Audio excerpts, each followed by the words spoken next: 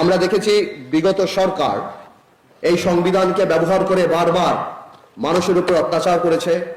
গণতন্ত্র উপর এই দেশ থেকে ভোটের অধিকার মানুষের গলায় পাড়া দিয়ে এই ভোটের অধিকার গণতন্ত্রের গলা টিপে সব ধ্বংস করে ফেলেছে। সুতরাং আমরাও মনে করি যে এই সরকার কেন, যে কোনো সরকারই সামনে আসবে এই সিচুয়েশনের মধ্যে থাকলে বা এই সংবিধান দ্বারা পরিচালিত হলে তাহলে ফ্যাসিস্ট হয়ে যাওয়ার সম্ভাবনা বেশি।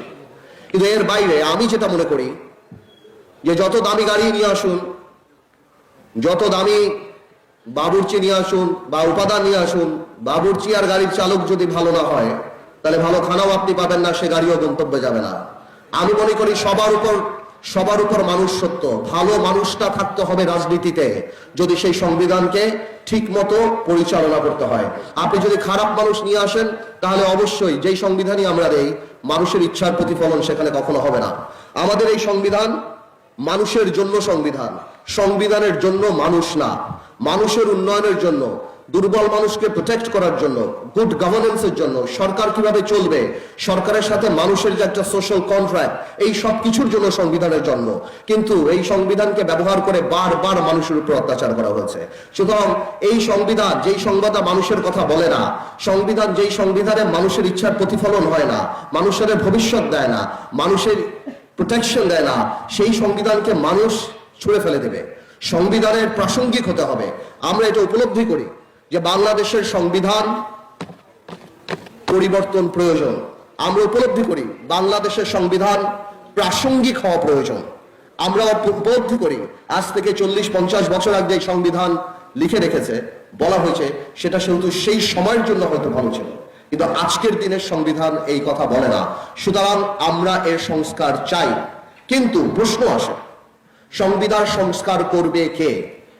আমি এখনো বিশ্বাস করি সংবিধান সংস্কার করতে হলে জনগণের সরকারের প্রয়োজন।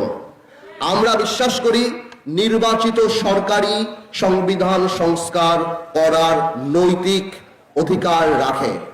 আজকে এক বিপ্লব হয়েছে, ছাত্র জনতার বিপ্লব। বিপ্লব যখন হয় তখন সংবিধান চলে না। মাঝে মাঝে দেখি সাবেক প্রধানমন্ত্রী বলে উনি এখনো রাষ্ট্রপতি, উনি এখনো প্রধানমন্ত্রী আছেন। উনি এইটা ওনার কেন, আওয়ামী লীগের যারা আছেন সবার উপলব্ধি করতে হবে, যখন বিপ্লব হয় তখন কোন সংবিধানে কি প্রধানমন্ত্রী পালিয়ে যাওয়ার কোনো কিছু লেখা থাকে?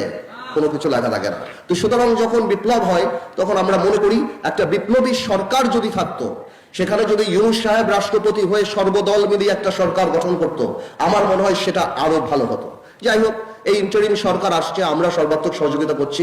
আমরা যেই কারণে সংবিধানের কিছু প্রস্তাব রেডি করেছি বা আমরা প্রিপেয়ার করেছি, যা ডেফিনেটলি এর মধ্যে দুই ধরনের প্রস্তাব আছে। কিছু প্রস্তাব আছে আমরা মনে করি যে এই প্রস্তাব অবশ্যই এই প্রস্তাবগুলি কোন নির্বাচিত সরকারের ঠিক করা উচিত বা সেই নির্বাচিত সরকারের কনসিডার করা উচিত।